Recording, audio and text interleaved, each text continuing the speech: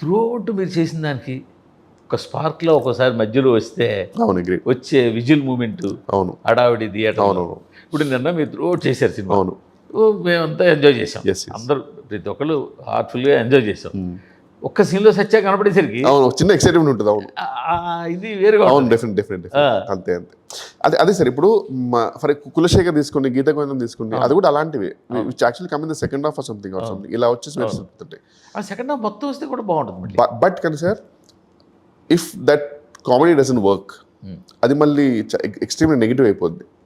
అది కనుక సీన్ సరిగా పడలేదు అనుకోండి సార్, కిషోర్ వచ్చే వరకు బాగుంది అనేది వచ్చే ఛాన్స్ ఉంది మళ్ళీ.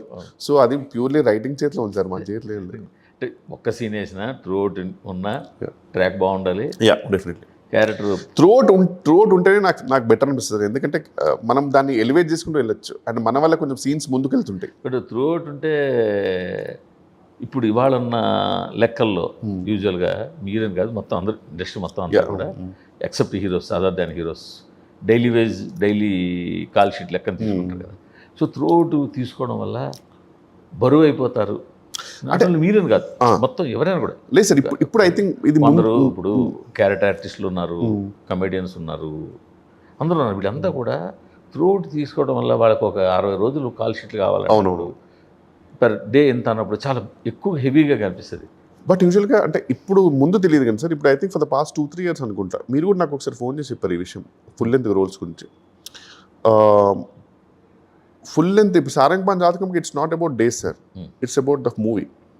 వాళ్ళు ముందే చెప్పింది పాపం ఆ ప్రొడ్యూసర్ గారు అయితే పాపం రియలీ ఆయన one of the best producers అండి. ఆయన నిజంగా నాకు ఆయన ఎప్పుడు చాలా హ్యాపీగా ఉండాలని తెలియకుండా ఒక చాలా పాజిటివ్ వైపు ఉంటుంది నిజంగా ఆయనకైతే. నేను ఇట్స్ నాట్ అబౌట్ డేస్ అండి, ఇది మినిమం ఇది ఇంత అని మేము ముందే మాట్లాడుకున్నాం సేమ్ అనుకో. ఆ సినిమా కాదు మామూలుగా.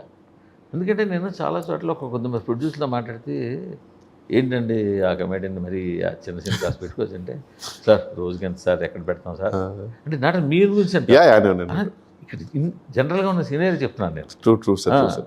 అలాగా it will be heavy sir. అవును నిజమే.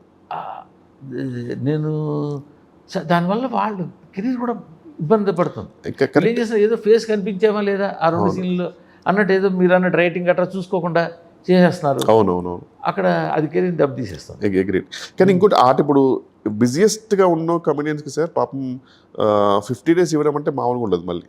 అది చాలా కష్టం. ఎందుకంటే యూజువల్గా 50 days ఉందనుకోండి సార్, మీరు అన్నట్టు ఫుల్ లెంత్ ఉందనుకోండి సార్, ఖచ్చితంగా ఆ పర్సన్ ఒక 10-20 మూవీస్ వదిలేయాల్సిందే ఖచ్చితంగా. ఎందుకంటే స్ట్రెచ్ ఉంటుంది సార్ అది. అదే స్ట్రెచ్లో సడన్గా వాళ్ళు వచ్చేసారు ఒక 1 day డేట్ ఇవ్వండి అడుగుతారు, అది ఇవ్వలేము. ఎందుకంటే అది full length combination already commit అయిపోయి ఉంటుంది. సో ఒక 10-20 సీన్లు పోవాల్సింది. 10-20 సీన్లో ఇలాగో పోతామనే రిస్క్ ఒకటి ఉంది.